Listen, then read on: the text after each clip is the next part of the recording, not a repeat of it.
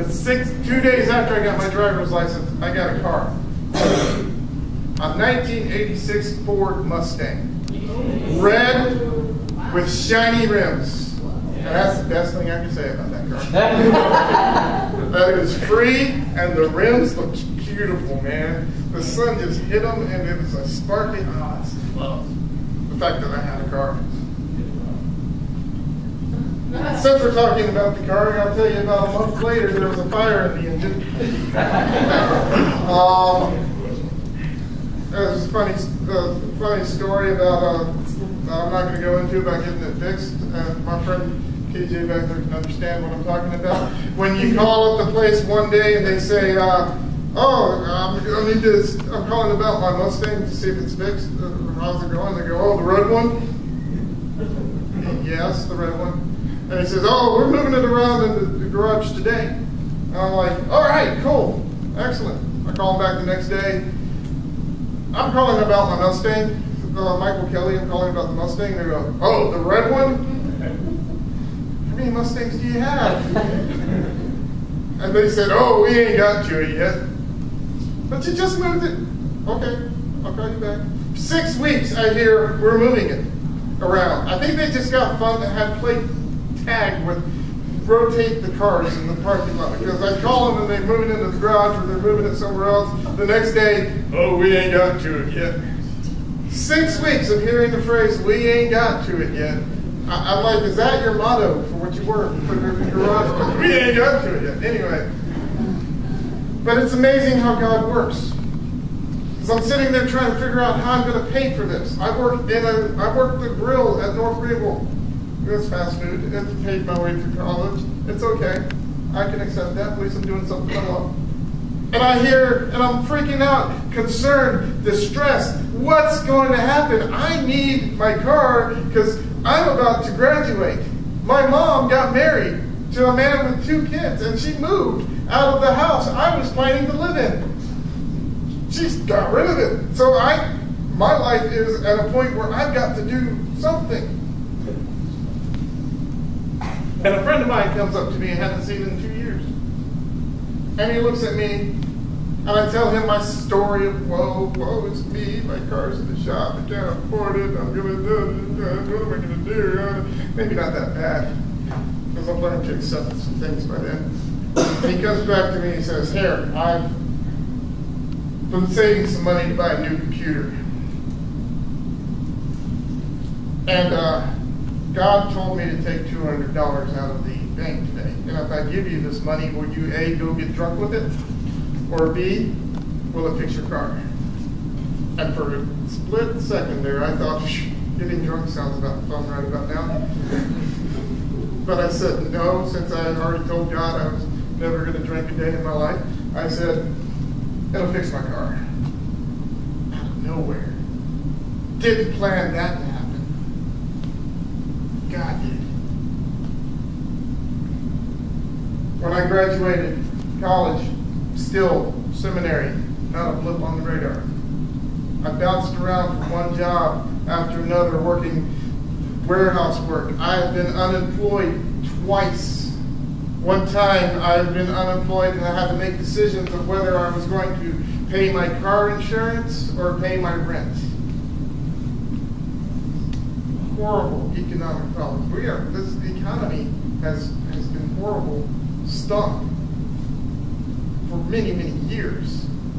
And it's not getting better. I don't want to down y'all, get y'all down and out and stuff. It's, God is still God. But there was times I was writing, I chose to pay my rent. Next time I have to make that decision, I'm sleeping in my car. Because car insurance is a little bit more important than rent down in South Carolina. And I got in a car accident with no insurance on my vehicle. Ended up having to ride what we call a liquor cycle for a while. You know what I'm talking about. You've seen those little mopeds with just, they go 35, 40 miles an hour that you can ride without a driver's license or a moped license. It's legal. It's not fun, but it's legal. And people would say, hey, can I ride your moped for fun? I'm like, no. because that's my transportation. That's the only way I get from A to B.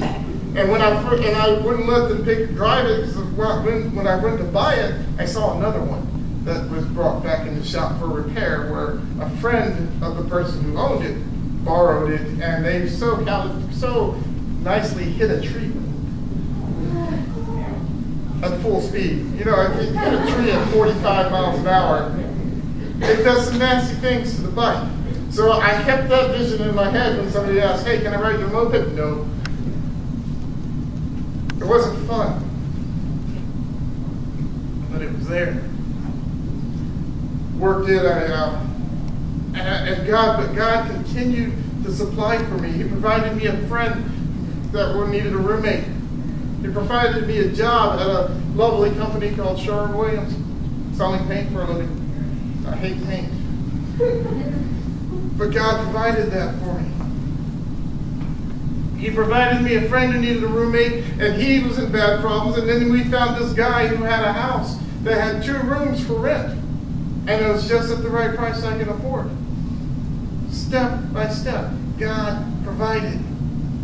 And when I'm thinking about the future and where am I going to go, what am I going to do, my mentor, my drama professor from North Greenville, Owen Robertson, loved the man, looked at me one day and says, "Hare, what are you going to do with the rest of your life?"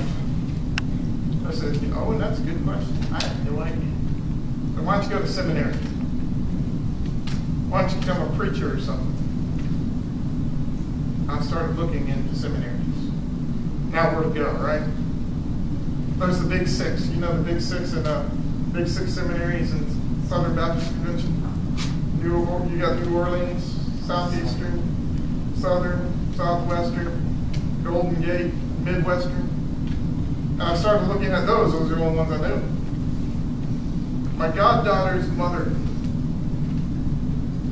lived in Bensalem. And she goes, "You know, they're looking for a drama minister at my church. Somebody to come in and do our big pageants. And somebody to come in and do things for us drama-wise." I'm like, yes, I could do drama. I could preach the Word of God. This is a good marriage. No, let's find a seminary somewhere around Pennsylvania area. I'm sure there's one somewhere there. I started looking and I found Palmer Theological Seminary.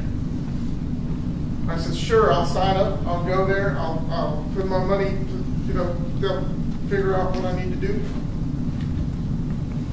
And it was a perfect fit. It's a good place. Been there for 4 years. And I'm ready to not be there. I'm tired of writing papers. I'm tired of reading books.